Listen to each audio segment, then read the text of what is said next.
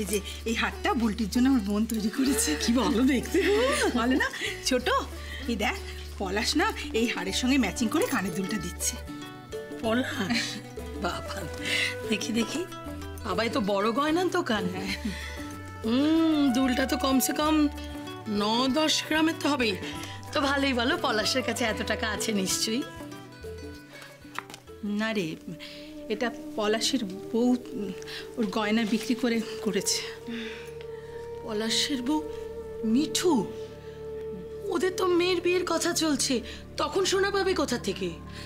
যখন হবে তখন দেখা যাবে ছোট। ওমা, এ আবার কি কথা, এরকম হয় নাকি? ওমা, কেন হবে না? গেরস্ত বাড়িতে না এইরকমই হয়। বিয়ের সময় এ ওর পাশে দাঁড়ায়, ও ওর পাশে দাঁড়ায়। এই দেখো না, যখন মিঠুর মেয়ের বিয়ে হবে তখন আবার বুলটির মা ঠিক গয়নাগাটি নিয়ে ওর পাশে দাঁড়াবে, বলে। মা, আমি বলছিলাম কি, এই হার আর কানের দুল ম্যাচিং করে আমরা হাতের কিছু দিতে পারি না? কেন পারবো না? ধরো একজোড়া বাউটি বা কঙ্কন, খুব ভালো হবে গো। এই নলিনী, দেখ না কেমন হবে, দেখ তো। রানী, এই ডিজাইনের হাতের বলছিস?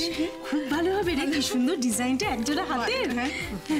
সে তো যত মধু ঢালবে তত মিষ্টি হবে, তাই না? কিন্তু তা বলে তো সেটা করলে চলবে না, এটা তো আমাদের সাধ্যের বাইরে, আমরা তো পারবো না। দুটো কঙ্কন কি করে হবে? হবে না। দুটো কেন ছোট? আজকালকার দিনে মডার্ন মেয়েরা তো এক হাতে পরে, তাই না? শ্রী একটার কথাই বলছে, একটা তো রে। মা, মা দেখুন না, হবে না মা? আমি বলছি কি, তুমি অত চিন্তা না করে একবার দোকানে খোঁজ নাও না, কিরকম কি হবে না হবে। মা, একটা কঙ্কনও হবে না, মানে আমাদের সাধ্যের বাইরে। অবশ্য দিদিভাই যদি নিজের হাতের দুখানা বিক্রি করে কঙ্কনটা বানাতে চায়, তাতে অবশ্য আমার কিছু বলার নেই। এই ছোট বৌমা, ছোট বৌমা, তুমি কি বলো তো? হ্যাঁ, তুমি একবার ভেবে চিন্তে কেন কথা বলো না গো? এই যে একটা এস্ত্রী মানুষ বড় বৌমা, ওর তো গয়না বলতে ওই 4 গাছি চুড়ি আছে, সেটাও যদি বেচে দেয় খালি হাতে ঘুরে বেড়াবে। আমি কি তাই বললাম নাকি দিদিভাইকে? দিদিভাই, তুমি আমার ওপর খামোখা রাগ করছো। শোনো, আচ্ছা তোমরা হাতেরই কিছু দাও, শাখা বাঁধানো, পলা বাঁধানো দাও, বাজেটের মধ্যে হয়ে যাবে। আচ্ছা ছোট, আজকালকার দিনে মেয়েরা কেউ শাখা পলা পরে? অত আমি বলতে পারবো না, যেটা প্র্যাকটিক্যাল মনে হয়েছে সেটাই আমি বললাম, এরপরে তুমি বোঝো তোমারটা। ঠিক আছে শোন শ্রী, আমি একটা তোকে ভালো কথা বলছি কি, যে এই সব দিকে যাস না, তুই বরঞ্চ একজোড়া দুল দে, হালকা হবে, সব সময় পরতে পারবে। ভারী গলা দিয়ে কি হবে বল দেখে, সেই তো লকারেই পড়ে থাকবে সে। একদম ঠিক কথা বলেছো নলিনীদি, একদম ঠিক কথা।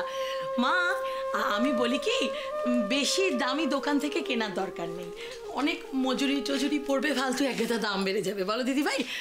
আমার বাপের বাড়িতে খুব ভালো একজন শ্যাকরা আছে, ওই যে আমার বাপের বাড়ির পুরনো শ্যাকরা গো, আমি বললে খুব ভালো দুল এনে দেবে। আমি কি বলবো মা? হ্যাঁ বলি তাহলে? হ্যাঁ বলে দিচ্ছি মা। এসেছি বাবা তুই, তোর জন্য জানিস তো আজকে গরম গরম কচুরি বানিয়েছি। কচুরি? দারুণ ব্যাপার তো, দাও। এই চম্পা, আগে নিয়ে এই চম্পা, চম্পা নাই। দে। আমি করছি তো। সারাক্ষণ ফোন নিয়ে কি খটর খটর করিস রে? এই, আমার একটা কাজ আছে, করে দে তো। বল। দে না। বলছি একটা ভালো সোফা কাম বেড খুঁজে দে তো অনলাইনে। দিচ্ছি, বুঝলি? তাড়াতাড়ি কর। বুঝলো তো ভাই? বলো। সোফা কাম বেড নিয়ে কি করবে? আরে ওই আমার একটা বন্ধু আসছে দিল্লি থেকে, প্রশান্ত, তো ও কদিন এখানে থাকবে, আর তুমি তো জানোই আমার রুমে ঠিকভাবে শোয়ার ব্যবস্থা নেই। দাদা ভাই, দেখ সোফা কাম বেড পেয়ে গেছি তো। এইটাই তো চাইছিলাম। চল চল চল চল চল। এবার কি হবে?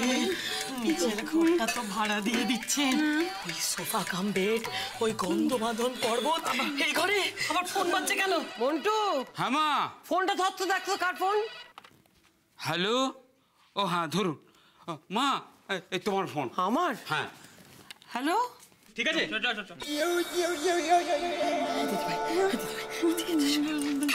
ভালো করে খা, 2-3 খা। শোনো না, বলছি কি, আর ঝামেলা বাড়িয়ে লাভ নেই, বুঝেছো তো? যত মিথ্যে বলবে তত মিথ্যে বলতে হবে। শোনো না, এবার না ঋষিকে ওই নিচতলাটা ভাড়া দেওয়ার ব্যাপারটা বলে দাও। নিশ্চিন্ত মনে ঝাড়া হাত পা হয় আর লুকোচুরি খেলো না দিদি ভাই, খেলো না। মা মা মা তাহলে ঋষিকে বলে দে। বলে তুমি জানো কি সর্বনাশটা হবে? একবার তুলকালাম কাণ্ড করবে, কিন্তু তোমরা বোধহয় জানো না আরো বড় সর্বনাশ হয়ে গেছে। কি হয়েছে? ওই যে ফোনটা এলো, ও ফোন করেছিল। কি? ওই যে সুভাষ একটা নাকি দারুণ ভাড়াটে পেয়েছে, এক্ষুনি আসছে দেখতে।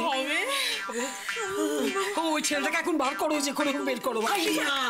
পেয়ে গেছি, মিষ্টি কিনতে পাঠাই। মিষ্টি ও মন্ডুদা, বলছি ফ্রিজারে কয়েকটা মিষ্টি কিনে রেখেছি, সেগুলো নিয়ে এসো। হলো না। কি হলো না? আরে ঋষি তুই খাওয়া ফেলে উঠেছিস কেন? থেকে ওঠে। এই সব্বা, খা ভালো করে খা। খা বাবা খা।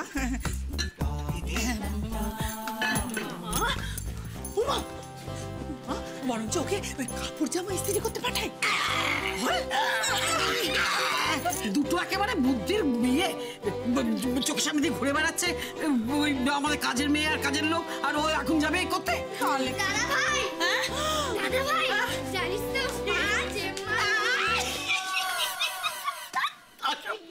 খালি বায়না আইসক্রিম। চকলেট আমি টুইন মারতে। আচ্ছা বেশ বেশ, নিয়ে আসবো।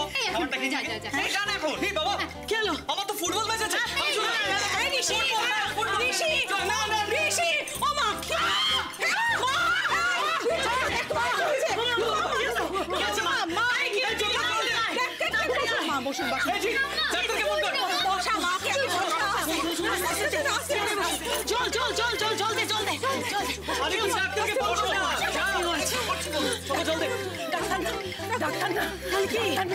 ডাক্তার না, ওরে বাবা, ওষুধ ওষুধ ওষুধ, সেই ওষুধটা, সেই ওষুধটা, সেই ওষুধ, হ্যাঁ সেই ওষুধটা, সেই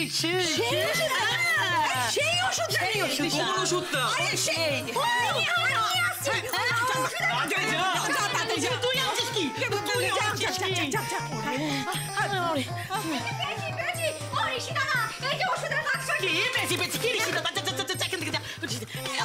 আমি খুঁজি। আরে আমাকে ওষুধ দে, ওষুধ দে। তুই যা, কি হবে? আরে কিনতে যা না, তাড়াতাড়ি যা। আরে যা। আমি যাচ্ছি। হ্যাঁ যাও যাও, তাড়াতাড়ি যাও। মন্টুদা তোমাকে যেতে হবে না। মন্টুদা ঋষি বাবা তুই জানা বাবা, মন্টুদাকে দেবে দেরি করে। না না না, দেখা শুরু হয়েছে। না না না, মন্টু যাবে না, মন্টু গেলে হবে না।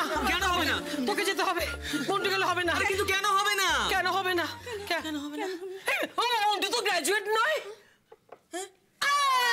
ঠিক ঠিক ঠিক ঠিক, মন্টু তো গ্রাজুয়েট না, লেখা পড়তে পারবে না, লেখা বুঝবে না, কিছু বুঝবে না। তুই যা, মন্টু গ্রাজুয়েট না, তুই যা, ওষুধের দোকানে যা, তুই যা। কিন্তু কি ওষুধ আনতে হবে? না না না, বুকে ব্যথা। তুই যা।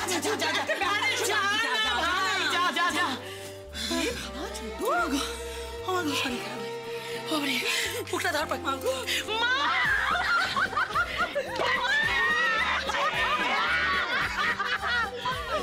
देखा तुम लोग देखा कैसा है?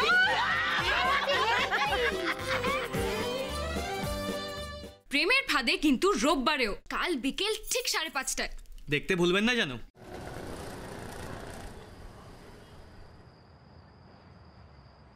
এই নিন, এটা এই রাস্তাটাই তো? হ্যাঁ।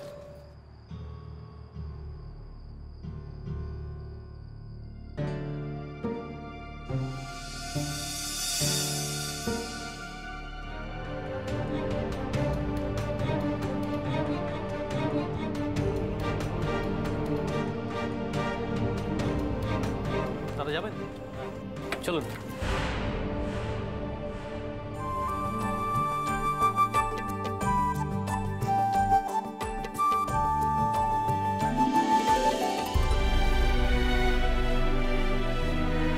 না মিশ্রাজি, কিছু ঠিক নেই। আমাদের অফিসে কিছুই হয়ে যায় না। আপনি কিন্তু দেখবেন ওই ঋষি যাতে লাস্ট মোমেন্টে কোনো ব্যাগরা না ঘটায়। এই ভেতরে কে আছিস? এই দরজাটা খোল।